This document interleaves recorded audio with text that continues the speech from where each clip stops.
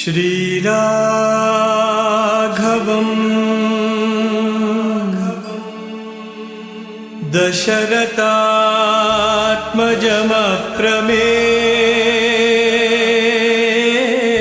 दशरथात्मजमप्रमेयम् सीतापतिम् रघुकुलान्मयरत्नदीपम्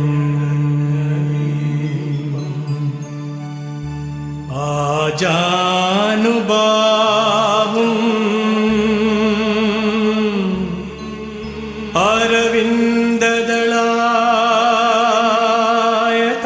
अरविन्ददलायताक्षम्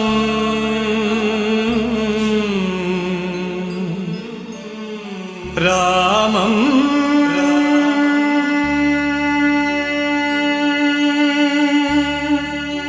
निशाचर विनाशकरम्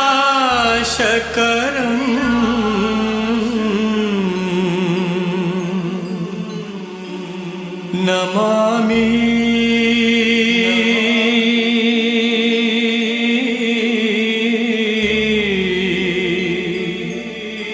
Namami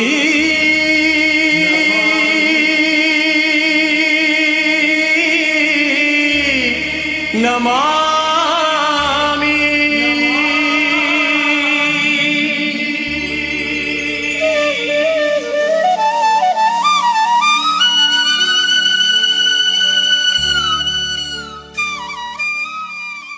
Ramakatha Rasavahini. Chapter 16, Part 2.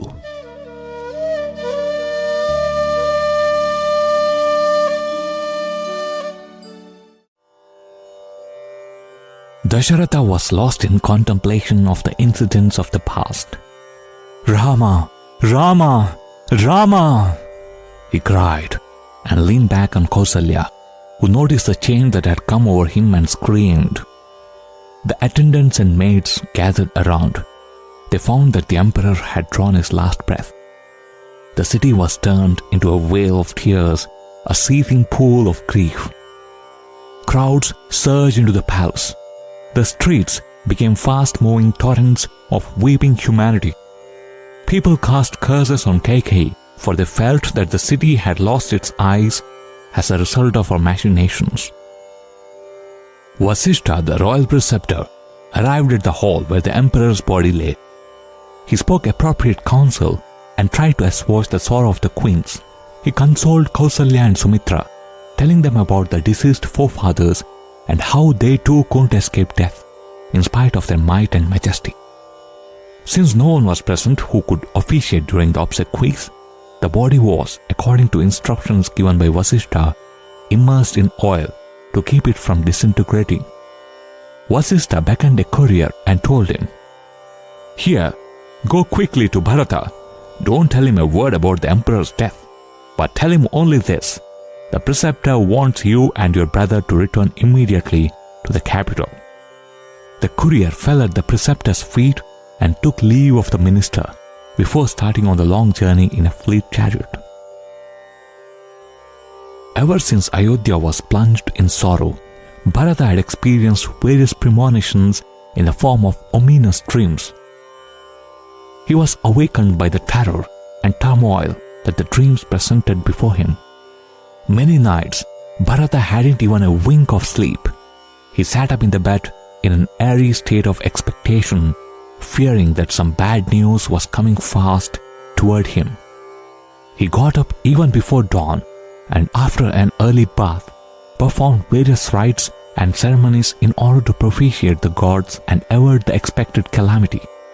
He sat long in the shrine, praying for relief. Nevertheless, he was haunted by a mysterious fear. The dreams persisted for 14 days, and Bharata had reached the very bottom of his courage and faith.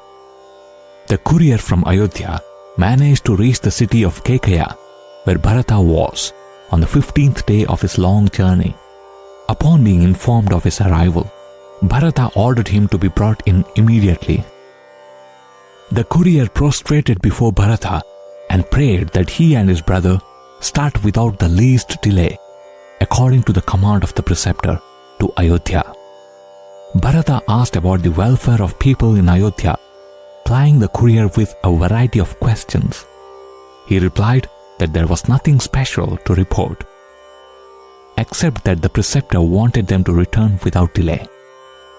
This was the task on which he had come, and he had nothing more to say, nor did he know anything more. Bharata knew that couriers would speak only few words before their royal masters, and that the royal masters also should not keep on talking to them intimately for long. Etiquette demanded that he not converse with him for more than a few minutes. The courier too had his code of discipline, so he rose and left the chamber. That very moment, Bharata entered the inner apartments and took leave of his maternal uncle, along with his brother Shatrughna. He got into the waiting chariot and hurried it to move forward faster and faster. Like an arrow from an intrepid bow, the chariot flew over mountain paths, hill tracks, and jungle roads. Grief was surging in Bharata's heart as fast as the chariot itself. He couldn't explain why or wherefore. Some inexplicable agony afflicted him. Bharata didn't wish to delay on the road for food or even for a gulp of water to assuage his thirst. Shatrughna noticed the sense of alarm and anxiety that had overcome his brother.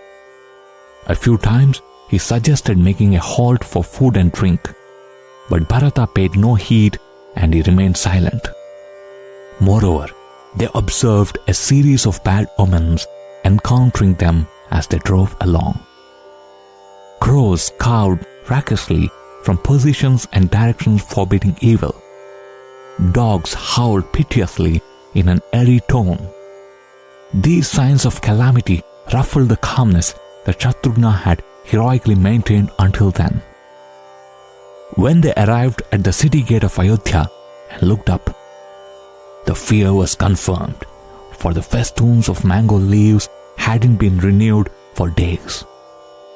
Only dried leaves hung across the mourning gateway, beating against the wind as if gnashing in anger and sorrow. Why weren't green leaves hung across? What had happened to the city? Why this neglect, this sign of distress? They guessed that some terrible bolt of sorrow had fallen on the capital. They entered the city and drove on. The royal stables for horses and elephants were at the entrance, and when Bharata saw them, his heart broke and he lost control over himself, for the animals were standing without moving a muscle, heads bent and eyes streaming tears. The trainers and grooms stood with heavy loads of grief, unable to lift their heads. Driving further into the city, they found the doors of all the mansions closed, as if the people inside declined to welcome anyone in. The roads themselves were dusty and unswept. The few citizens who were up and moving suddenly turned their gaze away when they saw the chariot that was coming in. Recognizing Bharata, they shed tears. The diamond bazaar was closed, as were all the shops. Bharata couldn't find the tongue to ask anyone the reason for all the pall of gloom that hung over the city. He was petrified at the unforeseen signs of distress. The chariot entered the royal palace. The guards received them silently, with no exclamation of joy, no traditional shouts of Jai, Jai. They stood mute and bent and could not raise their eyes, for there were tears overflowing.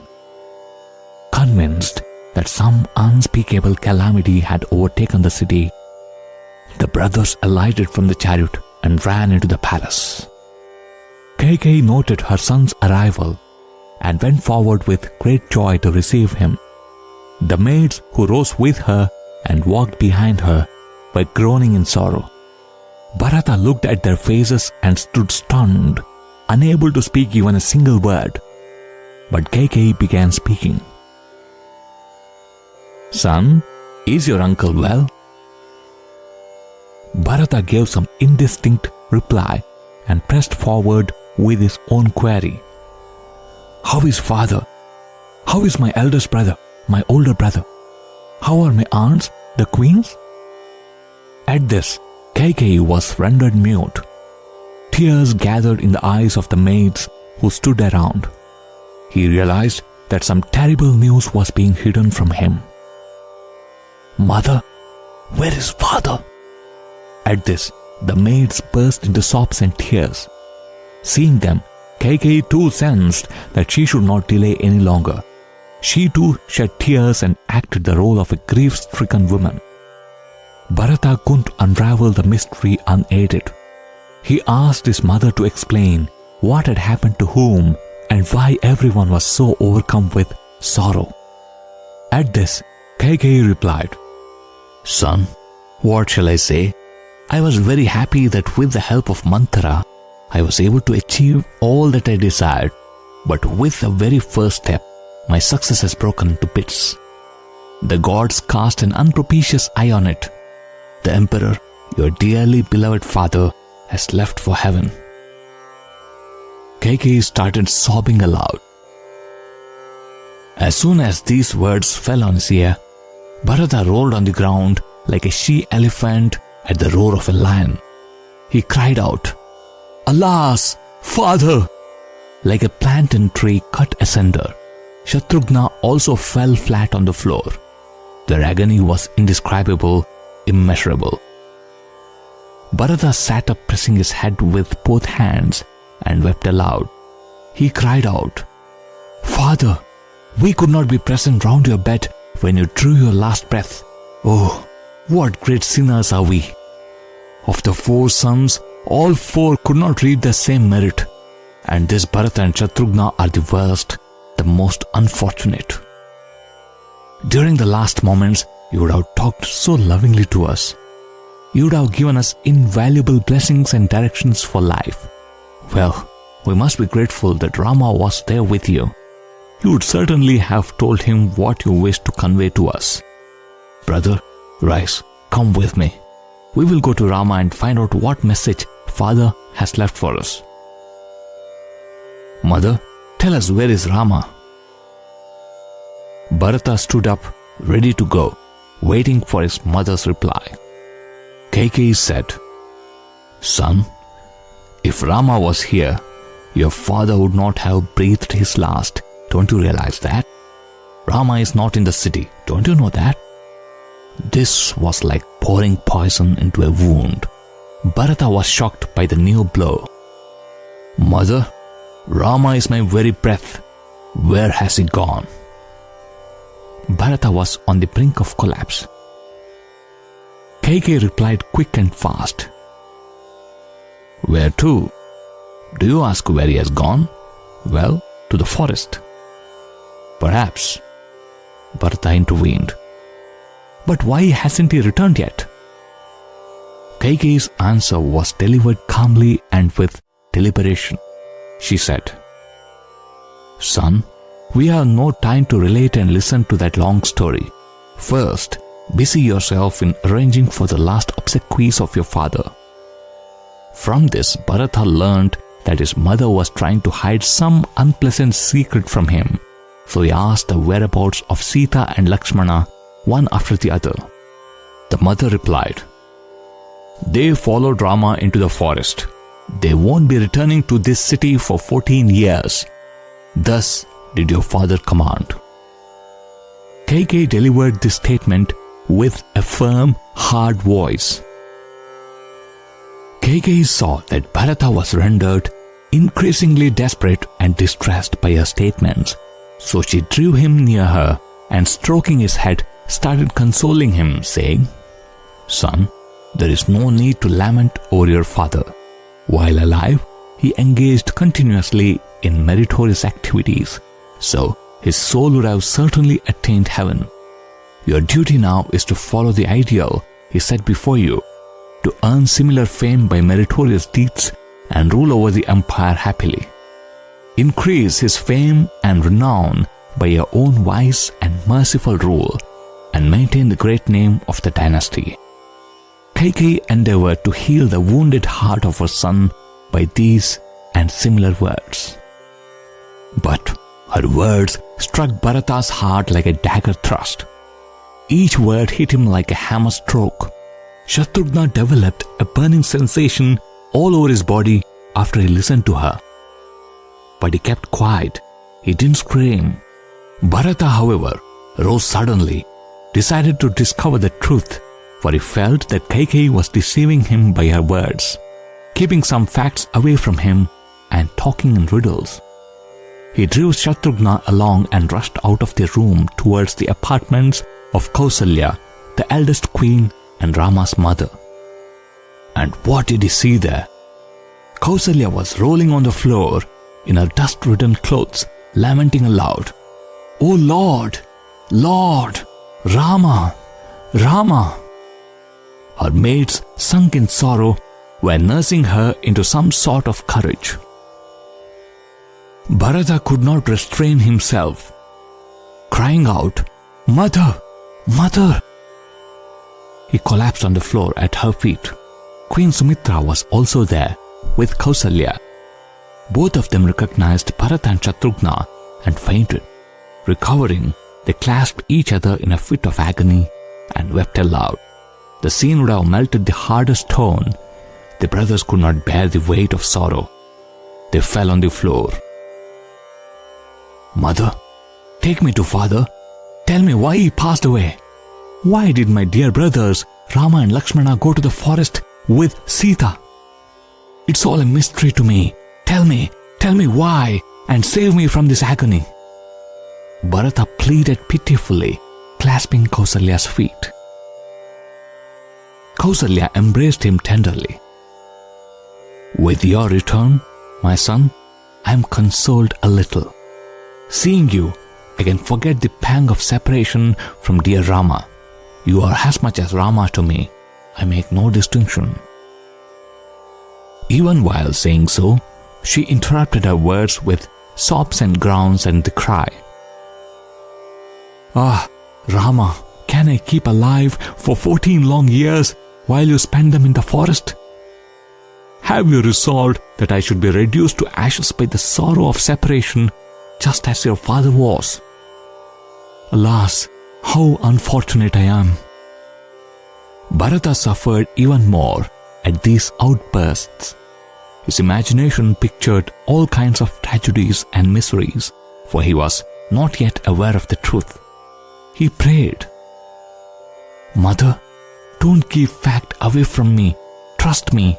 Tell me why Rama went into the forest and why father breathed his last. Tell me, please tell me and save me from this tangle of confusion."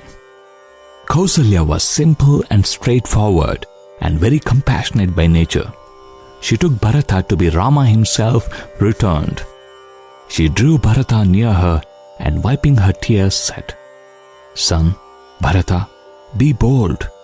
Don't grieve over the past, for such grief is useless. Strange things do happen when times are not propitious and circumstances so conspire. What good is it to lay the blame on someone? No one should be found fault with. It is my destiny to live on with this load of sorrow. This cannot be avoided. It must be endured by me. But you are young. You are like the sun at the hour of early dawn. Remember that. My dearly beloved darling Rama, in obedience to your father's order, wore apparels of fiber, tied his matted hair into a top knot, and is now moving about in the jungle. Sita, who cannot live away from him even for a moment, is with him, clothed in bark garment. Lakshmana tried to stop Rama from getting into the forest, but his efforts were of no avail. Declaring that Ayodhya without Rama was a jungle for him, he followed Rama. All this happened before my very eyes. Oh, what a sinful soul should I be that I still live? I couldn't go with them, nor would my life depart when they left. How shall I describe my immeasurable plight?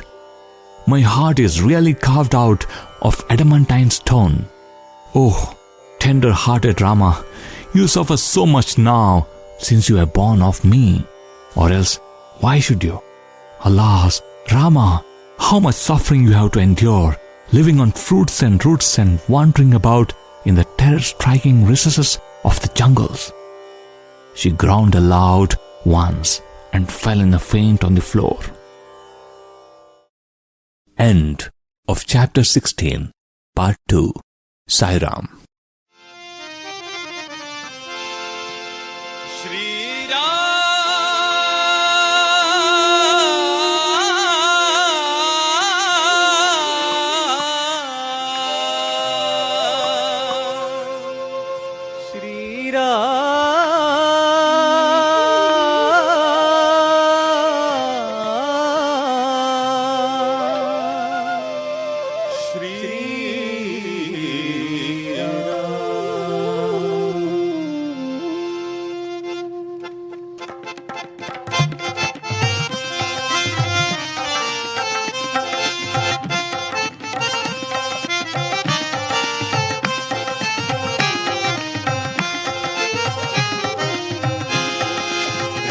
Sita Ram, Sita Ram, Sita Ram, Ram Sita Ram, Sita Ram, Sita Ram.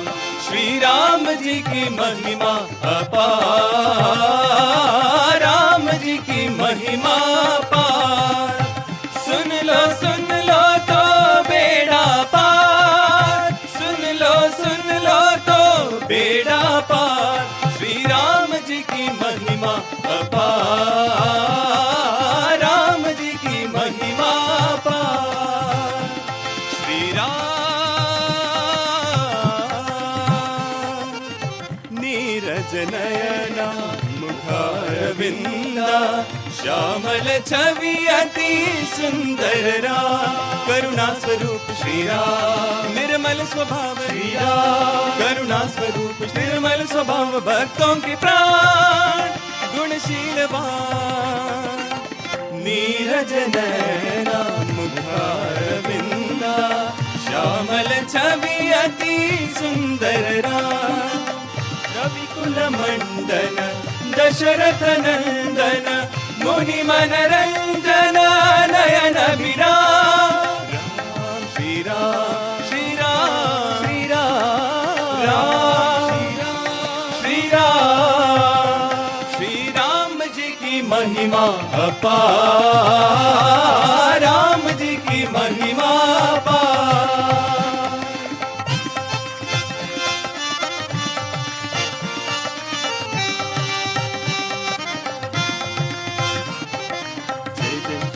जय जय श्री राम, जय जय श्री राम, जय जय श्री राम. जिनकी कृपा ने आखर बितारे, एक ही बाण ने दुष्ट संहारे.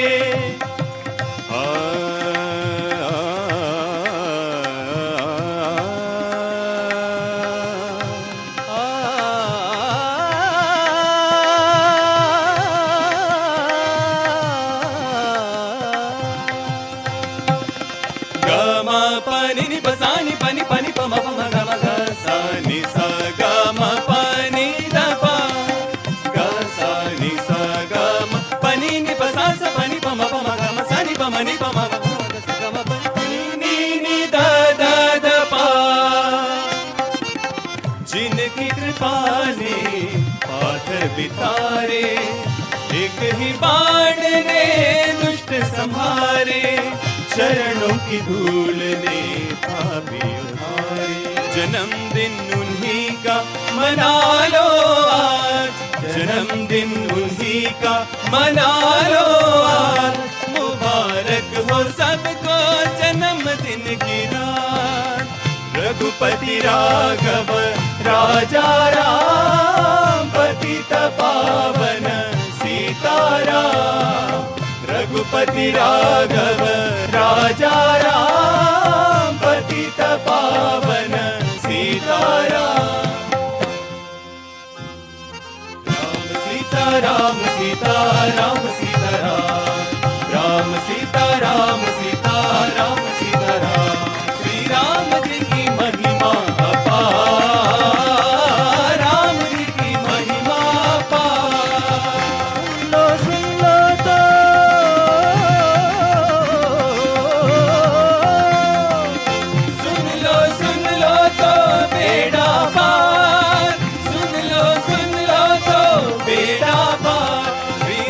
जी की महिमा अपार, राम जी की महिमा अपार। राम सीता राम सीता राम सीता